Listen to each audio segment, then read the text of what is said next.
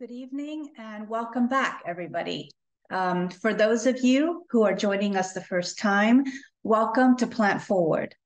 Plant Forward is organized by Act Asia's Compassionate Choices Network, and we are a community of 11 organizations across 9 countries in Asia, working to promote sustainable lifestyle choices and responsible consumerism. Plant Forward is our annual event in support of the UN's Global Week to Act for the SDGs to promote sustainable development and sustainable lifestyle. We're really excited to be a part of this global campaign, and we are so glad that you have joined us tonight. Now, as many of you know, a major part of Plant Forward is the celebration of plant-based cuisine, and we talk a lot about eating and food during this event. However, tonight we wish to highlight Sustainable Development Goal number 12, which focuses on the need for sustainable consumption and production patterns. And in particular, this is in support of the 29th of September, which is the International Day of Awareness of Food Loss and Waste. Now, according to the FAO, over 700 million people face hunger each year. And while there's hunger and food insecurity, an estimated 13% of the world's food is lost in the supply chain. And another 17% of food is wasted in the households, in food services and retail as well. So if we can help to reduce food loss and waste, then we can also reduce production, which in turn would help with climate change and global warming by reducing greenhouse gas emissions. So again, while we love to talk about food at Plant Forward, tonight we would like to focus on the issue of food loss and waste and how we can do our part to support the SDGs by reducing food waste. So I'm honored to welcome our guest tonight, Dimas Prasetyo, known to his friends and colleagues as the man who loves food but hates waste. Dimas is the program manager for community empowerment at Greeneration Foundation Indonesia. Greeneration Foundation is a member of our Compassionate Choices Network, and they are doing amazing work in Indonesia addressing the problem of pollution, to protect the environment. So Dimas will be speaking to us about the science and psychology behind food waste behavior and how we can modify social behavior to reduce food waste in our local communities. But before doing that, I've also asked Dimas to tell us a bit about Greeneration Foundation, because the work they're doing is truly unique and having an impact across Indonesia that we can all learn from and benefit from across Asia. So thank you, and over to you, Dimas. Halo, salam sejahtera untuk kita Hello, semua. greetings to everyone. I would like to introduce myself. My name is Dimas Teguh Prasetyo, as the representative of the Greeneration Foundation of Indonesia. I am very happy to meet all of you today from various countries and also from various sectors and from various affiliations, that I think that all of us share the same concern. We all share the same passion in order to preserve the environment so that we and the future generation can enjoy the benefits for the future. And Greeneration Foundation is an NGO that focuses on sustainable consumption and production, especially in Indonesia. Our focus is to attract as many partners as possible to maintain the harmony and synchronization for the purpose of achieving sustainable production and consumption. We were established in Indonesia since 2014, and since then, we have grown to be an adaptive organization that create proactive movement and approaches for sustainability. During the last several years, we continue to encourage the public, the stakeholders, and the private sectors to participate in reducing or mitigating environmental issues. This is done through several communication forum and platform. We attempt to make concrete contributions, especially in terms of improving waste management and to increase the participation of various parties to manage the waste in their respective environment. For the next slide. Oke, sekali lagi, mungkin boleh di slide. Once more, in the last few years, we from the Greeneration Foundation also feel that there are actually a lot of environmental movement. This is a good thing that needs to be appreciated. However, we also found out that there are many environmental movements that cannot continue due to insufficient funding. Therefore, as we, Greeneration Foundation, entering our 9th years, we also attempt to support this organization through sustainable funding, through our platform, which is called Green Digital Philanthropy. You can visit this platform through our official website. This platform has been started and continue to outreach various participants in order to create sustainable funding for the pro-environmental movement in Indonesia.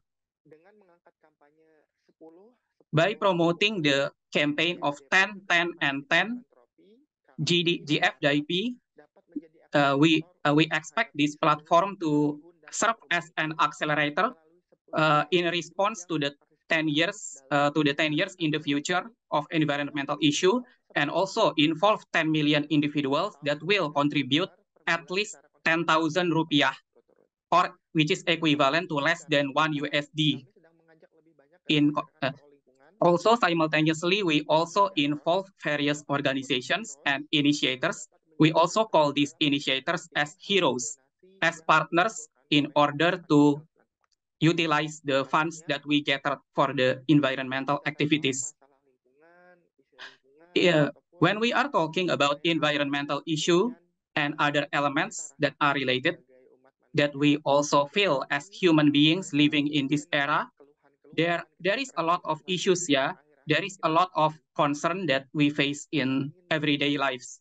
Therefore, I would like to invite all of you to see Indonesia as one of the countries that is quite beautiful, in which we in Indonesia also face challenges that we continue to overcome these challenges. One of these challenges is waste management.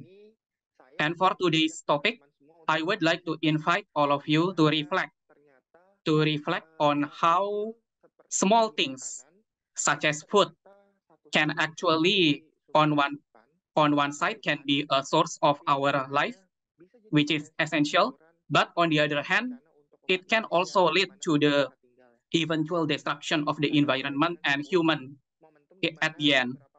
I would like to start by at the time I and my friends visit a final waste processing site in Bekasi, West Java, Indonesia.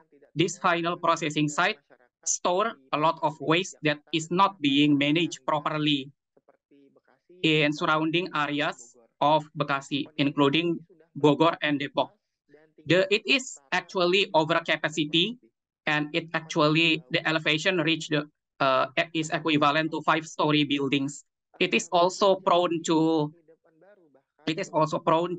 issues. On the other hand, it also creates new job opportunities for the community around the site, in which they can recycle the waste.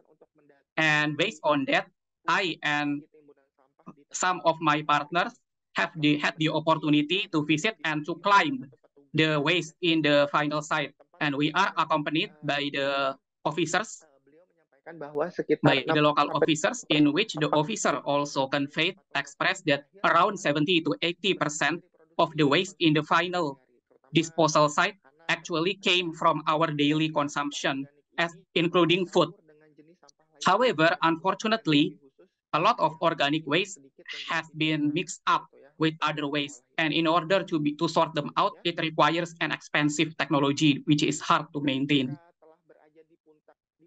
When we reached the peak of this waste mountain at this final disposal site, I was reminded of one phenomenon in Indonesia, particularly in West Java, in Louis Gajah. Louis Gajah is a region in West Java.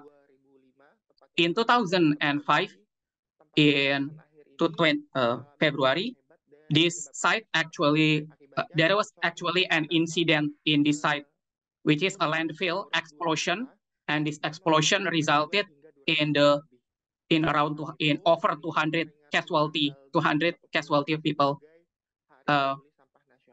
Therefore, due to this incident, Indonesia commemorate this incident as the National Waste Day, the 21st of February, because of this incident. And therefore, we actually have to focus on this issue every day. Yeah, but this incident also serves to remind us that there should be no similar incident happening in the future. Also, this kind of waste build-up also result in a lot of methane gas, in which methane gas is a result of decomposition of organic waste, in which the methane gas can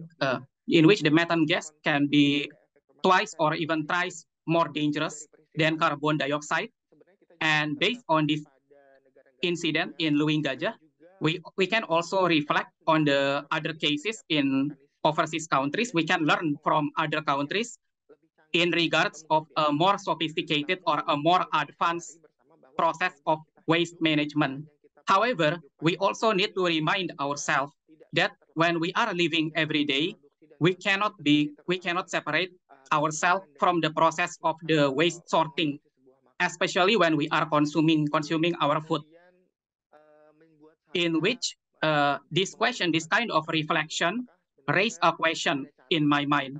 Is there anything that we can do to minimize this kind of incident, this kind of explosion in the final waste disposal site, and also how to resolve the issue of food waste, in which in the end it will overcome other environmental issues. And in order to answer that question, I would like to offer an alternative solution, which may be quite uncommon actually. I offer a psychological alternative solution, in which this is actually in line with my academic background during the last few years, and also based on my experience in Greeneration Foundation. But before that, I would like you to keep an open mind, think about the condition of food waste, especially in Indonesia. This based on the data, in Indonesia, it is found that food waste is actually the most common type of waste that contributes to total waste in Indonesia. This data also mentioned that Indonesia is actually the biggest contributor of food waste, or the second biggest.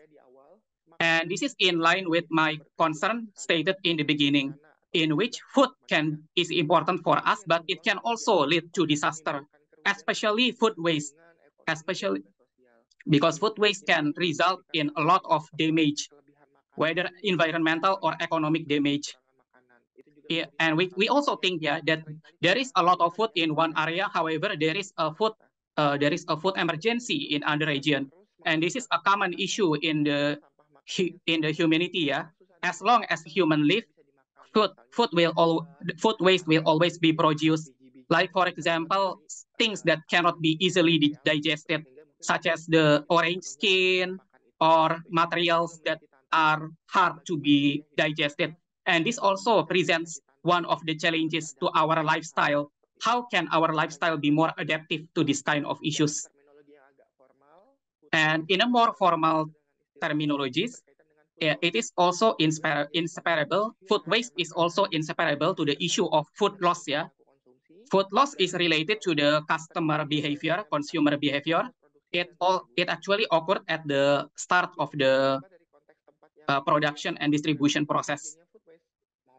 And also there are places that correlates with the food waste, in which there are three categories: avoidable, affordable, and unaffordable. Next. As I explained before, I would like to propose a psychological solution as an approach that can respond to the environmental issue. In this case, is a food waste, especially in terms of intervention. Based on the psychological discipline, which studies human psychology, food waste behavior is related to the human behavior while they are consuming something. Food waste behavior can be defined as the behavior of producing food scraps, so that they have potential to become garbage or food waste. Food waste, there is several studies on psychological studies on food waste, which involve participants, and the participants reported in one of the studies how they produce food waste and what are the kind of behavior that lead to food waste. And there is also a documentation of this kind of behavior. Related studies on food waste also explain a lot of issues, such as Russell. Russell found that negative emotions and negative habits are the most important predictors for the food waste behavior. Even though negative emotion lead to a higher intensity of food waste behavior, in which a lot of people feel that food waste would result in a negative environmental impact. Yeah, if someone already has that kind of mindset, then they will have the intention, they will have the realization that, oh, for tomorrow I will produce food waste and I will try to prevent that. However, that is not enough, because it is not manifested in reality, in which habit is actually the stronger predictor to food waste behavior, because habit is something that is an automatic response which is internalized because of repetitive actions.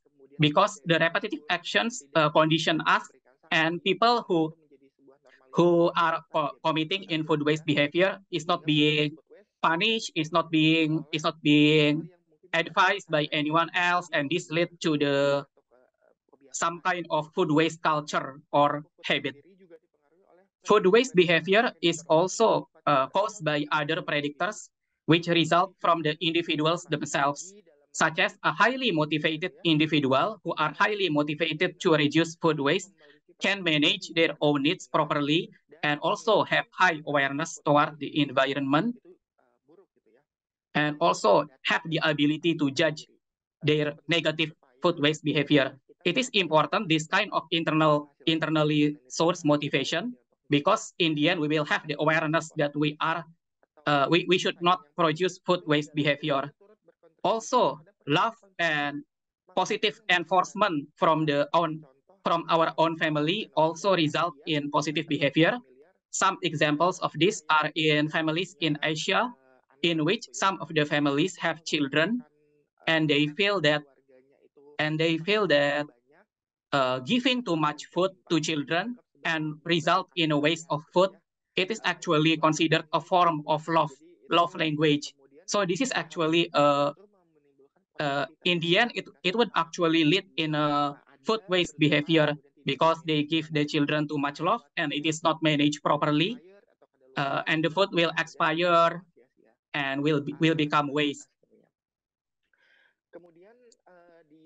And then, based on other studies, it is also found that ideology also played an important role, leading to food waste behavior, in which altruistic ideology, or which cause people to help other people, it would also lead to increase tendency of reducing food waste, in contrast to people who are hedonistic or only giving happiness to themselves.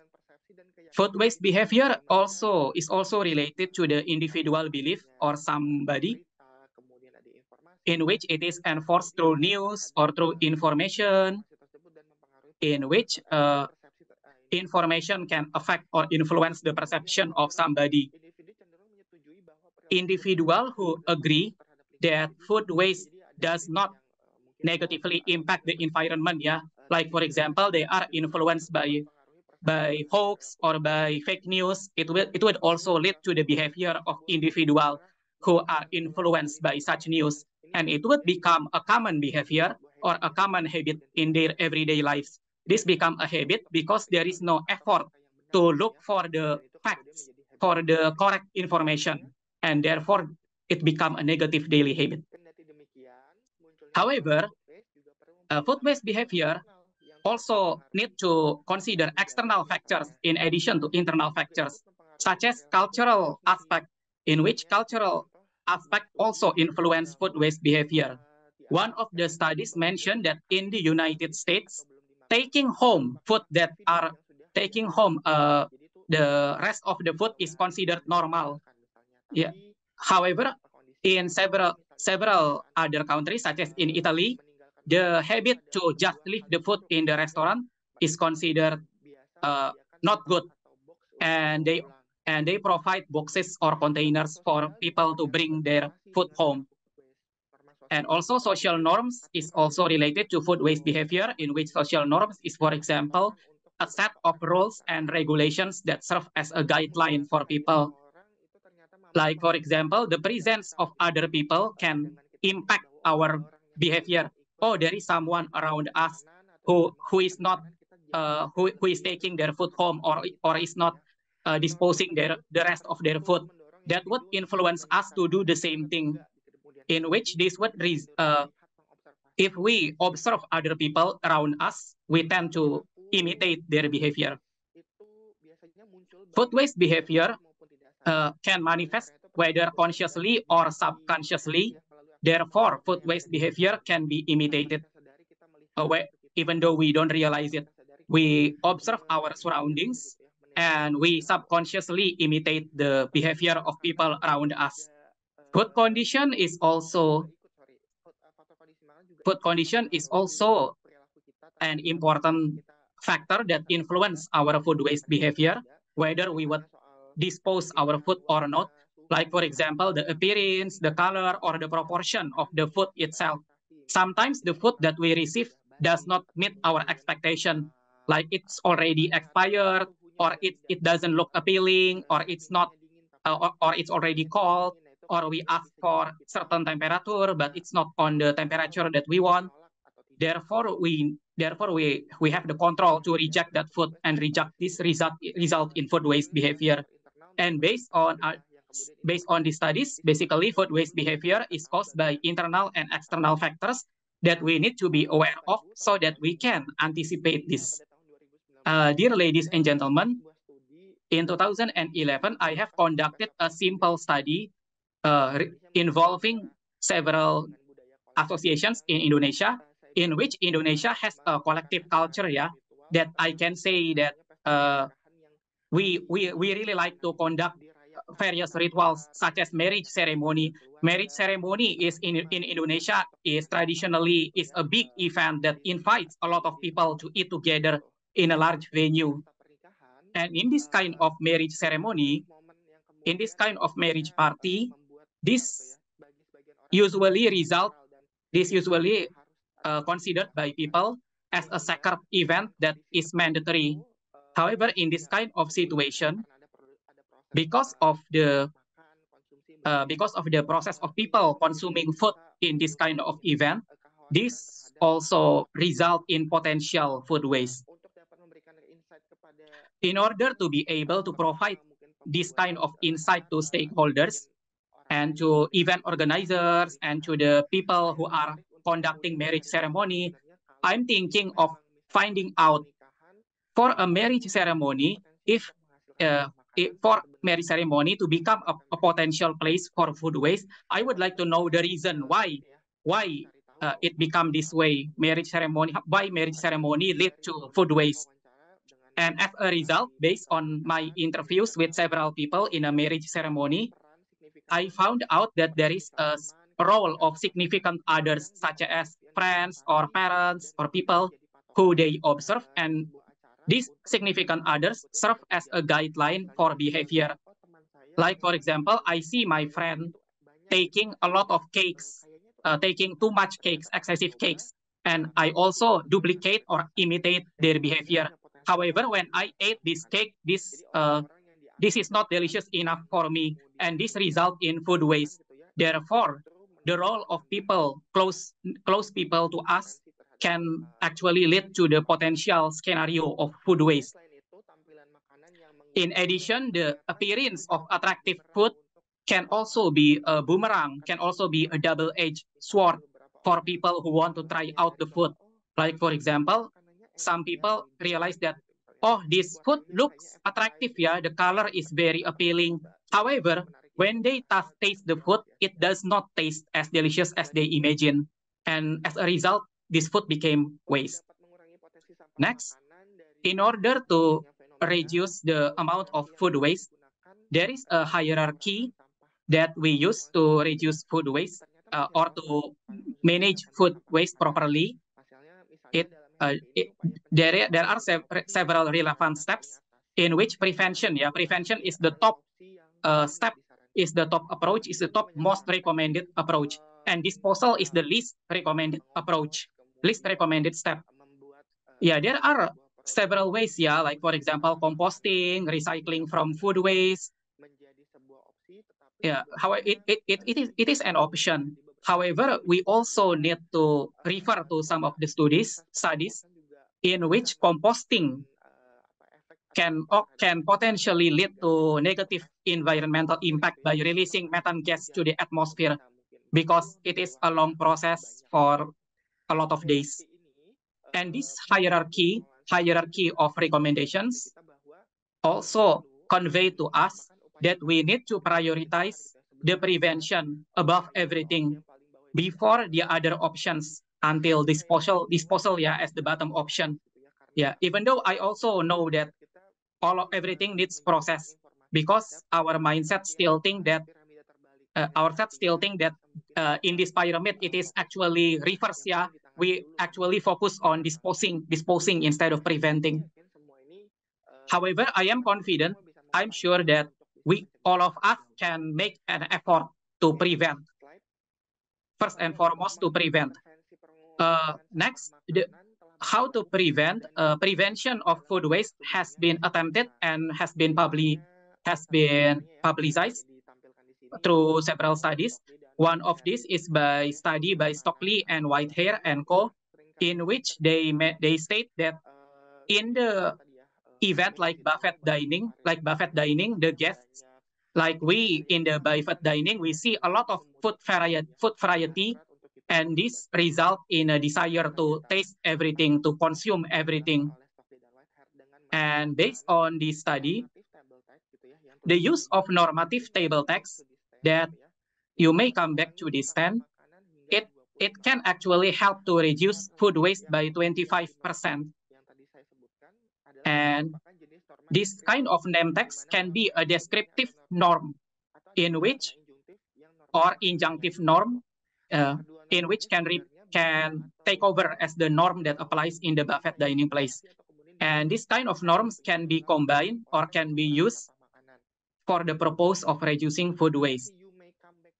The use of this sentence, this narration, you may come back to this stand, which is used in the buffet dining, it actually communicates the roles. You are actually allowed to take food more than once. This norm, however, also has an implicit or a tacit message that also replace the previous norm, that the previous norm, that the previous norm is that people who are taking food more than once can be considered as greedy people. Like for example, we tend to, I just take a small portion. And based on this example, I also want to highlight that this kind of substitute norms communicate to the people in the buffet place that you are actually okay to take food more than once, so that there is a minimum food waste, in which it replaces the normal existing norm that exists in people's minds. And with the presence of this kind of written description or narrative, it is also important to highlight the presence of significant others or close people, whether they can also influence our own food consuming behavior or not. Next, I would also like to share a method. Maybe this is something that is already familiar to all of us.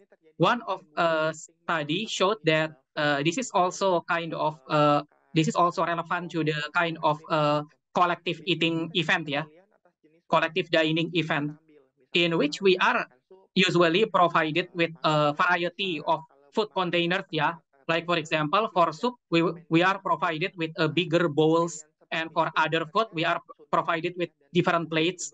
And this is a common practice, Like for in colleges, it is also become a new norm in which we follow those kinds of rules for different containers for different food. We can consider this as food etiquette. However, based on this study, it is actually shown that the provision of small plate, like this is smaller than a dessert plate based on the standard in Indonesia. Based on the standard of Indonesia for the dessert plate in Indonesia, if you provide a smaller plate than that, it can actually lead to a reduction of food waste by 15%. And this use of smaller plate can actually result in a psychological effect of reducing the empty space on the plate, which encourage people to put more food on the empty space. Because there is less space, people will put less food, and this controls our behavior. This kind of intervention can be interpreted as nudging, in which it is a small nudging that a lot of people don't even realize. Next, in addition, individual information, individual knowledge about environment is also related to the attempt to reduce food waste. Key and Rose study shows that providing information about composting can actually backfire, and actually decreases the motivation of restaurant visitors to reduce their food waste, in which the guests actually think that, oh, this is unnecessary. I don't want to do this. Even though I don't finish my food will be composted anyway. And this actually results in a bigger possibility of food waste because they think that the rest of the leftovers of their food would result in composting. Also, Chen and Jai studies showed that, on the other hand, visitors can have a more positive attitude if the messages contain information that food waste would result in a fine toward customer, in which it is successful. Actually, it results in a food waste reduction behavior, in which customers can feel that they can be directly impacted, if they produce food waste or food leftover.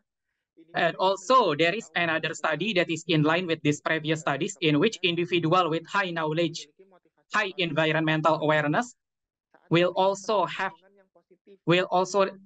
respond positively to positive environmental message.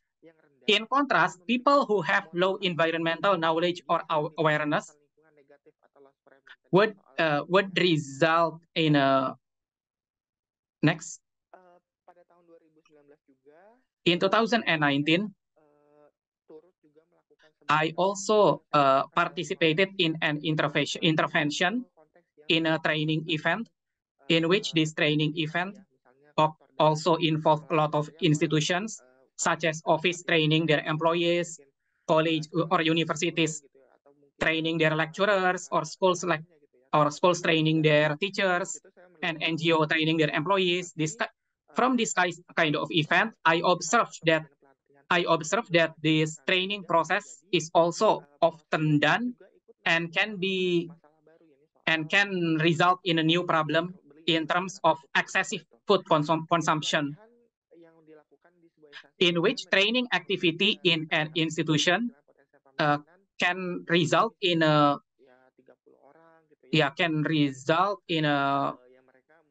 let's say 30% of people who realize that the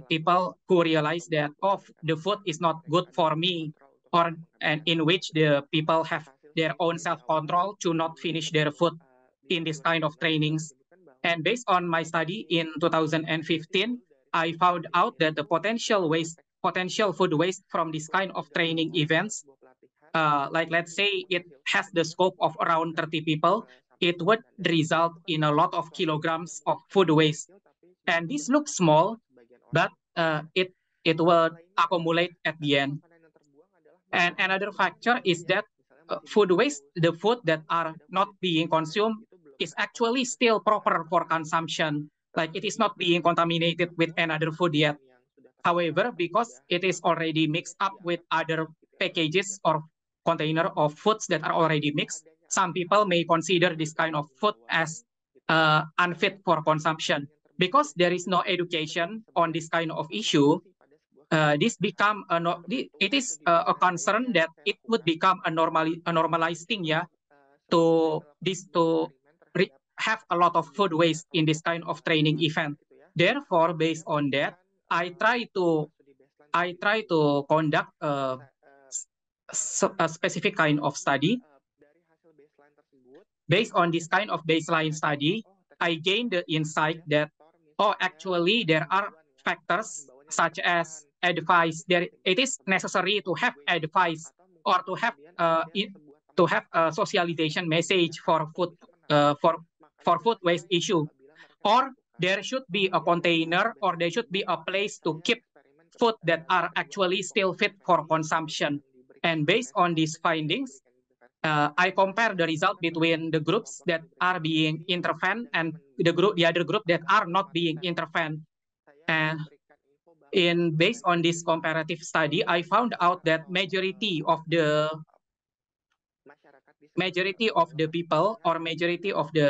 people involved around the training sites, they actually agree to reduce food waste from this event, and therefore there needs to be a movement. There needs to be an intervention movement through the addition of injunctive norms. And I also add a food saving box or a food saving container in which the people can place food that are actually still fit for consumption. And this result in a certain percentage of a reduction of food waste. Based on this condition, statistically, I admit that and the change is maybe not that big. However, this can serve as a positive trend that can be replicated in a training event that are very often conducted in various places. I also would like to appreciate the cleaning service staff that also helped me in conducting this study, in which they also take action to consume the food or to share the food or to share the excessive food to their family or to their peers. This kind of intervention lasts for several months actually after my intervention study action, and this also results in a positive impact for the cleaning service or the janitors because they gain a lot of food that are still fit for consumption. There is a global movement, that is called Think, Save, and Eat. It is also quite relevant with the kind of intervention action that I initiated, in which they also conducted descriptive norms in combination with injunctive norms, and in this kind of framing, which results in a positive contribution to the reduction of food waste behavior. And I have published the findings of this study and this intervention action in the official website, as you can read. And lastly, I would like to say, to conclude, that food waste needs to be prevented as early as possible through self-control. Social norms and habits to prevent food waste need to be created, in which we can also modify, we can also make efforts to ensure that our surrounding environment, we can, through psychological means, we can actually do this kind of effort to reduce the burden on the environment. I think this is the kind of offering that I can do, and there needs to be a context that it can be locally adjusted according to your countries or to your area's context. It is adjustable to the context of your culture. but the general purpose is the same to reduce the food reduction. That's all from me. I would like to return the floor to the presenter. Thank you very much. Thank you, Kak Dimas. Is there any question, Joy, that you would like to send to us on the chat, maybe? Oke, jadi tadi Kak Dimas udah banyak ngobrol nih ya terkait sampah makanan di pertemuan-pertemuan besar gitu. Gimana sih caranya kita bisa mengurangi sampah makanan di Okay, so rumah? the question is about you have talked a lot about food waste in large gathering. How can we prevent food loss at home? Okay, it is a good question and also very interesting question and also very relevant to what we are doing daily. Mencegah sampah makanan atau terjadinya food loss atau food waste. How can we prevent food waste or food loss from our home? As I mentioned, based on some of the studies that I found, there is actually a lot of influence from the close people or people who we consider close in our neighborhood or our own home, like parents, siblings, uncle, aunts, grandparents, in which we interact closely with them every day. And this kind of influence from these people would also can also potentially result in food waste behavior. So therefore, for us to be able to prevent food waste, it is quite difficult to be able to influence their own behavior individually because it is already internalized by themselves. However, we can start by ourselves. We can manage our own needs based on our own needs, and we need to have the courage to reject excessive handover of food from the others in our home. Like we need to say that no, this is too much for me, and we would also participate in order to prevent excessive purchase of food, and therefore we can also influence. But based on this behavior, based on this action, we can hopefully inspire our siblings who see our behavior.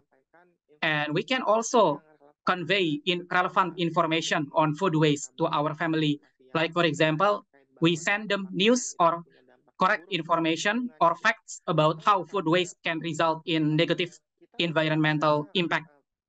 And we can also make a small experiment, Like, for example, I do this in my own home. I create my own food waste containers, and I let the waste mix up, the food waste mix up with other kind of waste, and in which it is not sorted, And therefore, I let this for a few days. I let this container condition for a few days, and I ask the people in my house, can you smell the waste? It is not good, right? It is very bad smell, and therefore I follow up by saying that okay, let's make an effort to not purchase excessive food. Let's try to reduce unnecessary shopping. Let's make a specific list for this week. We would like what food we would like to eat, what food we would like to purchase. Let's make this specific, and therefore by influencing the people closest to us, we can have a positive result. Also, the other option is to manage the food properly, food storage properly. So in order to preserve the food for a long term, like for example, we can also read a lot of fun facts. There are a lot of simple fun facts on how to maintain, for example, rice crackers. Like for example, rice crackers that is already a few days old or hardened. You can actually put them in the freezer so it can become crunchy again and we can consume again. This is the kind of trick that we can use to make sure that we consume as much food as we can in our home. And the third option is that maybe every day we also have issues about food waste. It is very difficult to reduce it to zero because there is several types of food that we cannot consume because the quality of the attribute of the food itself. Therefore, we need to have compost by our own. We need to compost the type of food or the parts of food that cannot be consumed. Like, for example, food skins, or we need to start this process from our own home. So this would at the end result in a lesson burden at the disposal site, at the waste disposal site, because we already compost by ourselves. I also see in several other countries, they have sophisticated technology that they can destroy food waste more quickly and more efficiently through some kind of food processor. And this would result in a better food waste decomposition process. I think that what I can provide as a possible solutions that I also practice in my own home. Thank you very much for the question. Terima kasih juga Kak Dimas sudah dijawab. Is there any question? The second one, apakah kita bisa bekerja Question 2, how can we work with restaurants to persuade them to provide smaller plates? For example, customers might feel that they are not getting value for their money if they see smaller plates, and they might prefer to go to the buffet that gives bigger plates. Then the good restaurant offering smaller plates might go out of business. Have you worked with restaurants on this issue? And how have you persuaded them to provide smaller plates? Teman-teman pebisnis ini untuk bisa menyediakan piring yang lebih kecil di restoran mereka. Ya, menarik sekali pertanyaannya. Okay, it's a very interesting question, and this is related to what I have done in 2019, in which I did my intervention, and based on that kind of intervention result, I have a hope that this kind of intervention can be replicated at various settings, not only training events, but hopefully in business model settings such as restaurants, like for example, providing table signages, providing descriptive norms, new descriptive norms. This is my hope. But honestly, frankly, I have not, I cannot get I cannot turn this into reality yet. And in this context, for providing smaller plates, I think that it is something that is very closely related to the business model of a restaurant. Like, for example, they already have their own methods, their own standard of procedures or SOPs in these restaurants. And based on my research and based on several studies, it is found that there is actually an approach that we can use to offer or persuade restaurants or this kind of culinary establishments to provide smaller plates. One of these possible approaches is that we need to have a trial at first. So through trial or piloting project, we can convince the restaurant owners that this works to reduce food waste. And this we are back again to we have to ensure that food waste has been a problem that faced by those restaurants. So therefore, we need to ensure that this is our collective concern, not only our concern or researchers' concern, but it also has to be concern of the restaurants themselves. And for the second option, besides providing piloting project or free trial, the second option is also has been carried out in mini markets, like through their architecture, they provide options that are actually conditioned, that are actually specifically conditioned, such as in a few mini markets, they provide option if you purchase a beverage or a drink in a plastic container, they will provide straw. However, in order to reduce customer behavior of using straws, the straw is actually placed at the far side or at the corner of the mini market, or a place that's difficult to reach, that is place that is not easily accessible. Therefore, people will have less tendency, people will be more reluctant to get the straws for themselves, because the psychological effect, it result in people feeling lazy, because at the end, they will not use the straws. And by adopting this kind of approaches in restaurants, we can try to not replace their own SOPs. Like, for example, the restaurant SOPs, they already provide big plates and straws. However, we can control this kind of environment by placing the bigger plates in a more difficult place to access, or placing these plates in a place that are harder to reach by consumers. It can also be an option. So we are not replacing their SOPs, but we are providing option for customers to choose the smaller plates instead. So by conditioning this, we can provide the smaller plates in a place that are more easier to reach for the customers, and the bigger plates we can place them in a places that are more difficult to reach, and therefore will result in more customer effort to get the bigger plates. And hopefully, this approach will lead to customers preferring smaller plates. I think that's those are the options, yeah, that we can offer to the restaurants that can be a potential partners for us in the intervention. Yeah, I think that's all. Fine. Kak Dimas, boleh di wrap up, ditutup ya, dibikin kelasnya. Thank you. Okay.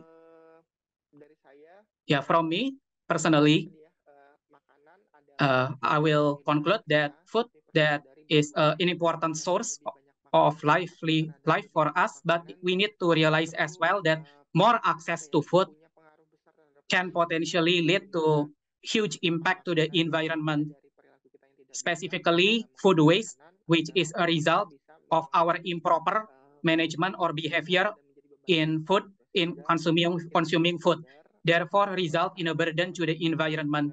We need to realize that when we are consuming food, there is an implication to the environment. And therefore, after realizing this, we can be more wise, we can be more considerate in, like, for example, picking our proportion of food, and how can we influence other people in healthy food behavior, and therefore we can prevent negative impact to environment. And just from the food that we consume daily, it can result in a huge impact. That's all from me. Thank you very much. And that's all for the recording today. Thank you so much, Dimas. That was very interesting and so helpful. I'm sure everyone in the audience watching tonight can think of recent situations where we've been to parties, weddings, even training events at work where food has probably been wasted. And in fact, next week, all across Asia, many people will be celebrating the Mid-Autumn Festival. There are also other holidays around the same time across Asia. So this talk is a very timely reminder to all of us that as we enjoy our food, we should also do our best to reduce food waste. Thank you again so much, Dimas, for your time tonight. And now, as I draw the session to a close, I just want to extend an invitation to everyone for this Friday and next Monday. We have 2 cooking shows lined up. So this Friday, we will be joining our Compassionate Choices Network member in Korea, where we will learn how to make a traditional rice cake, songpyeong, which is eaten for Korean Thanksgiving next week, much like mooncakes are the traditions for Chinese Mid-Autumn Festival. So that is coming this Friday. And then next Monday, we will be welcoming back Chef Nana from Japan. And she will be hosting a special cooking show all about miso and the many uses of the versatile soybean. So please do join us. We look forward to seeing you again then. Thank you and good night.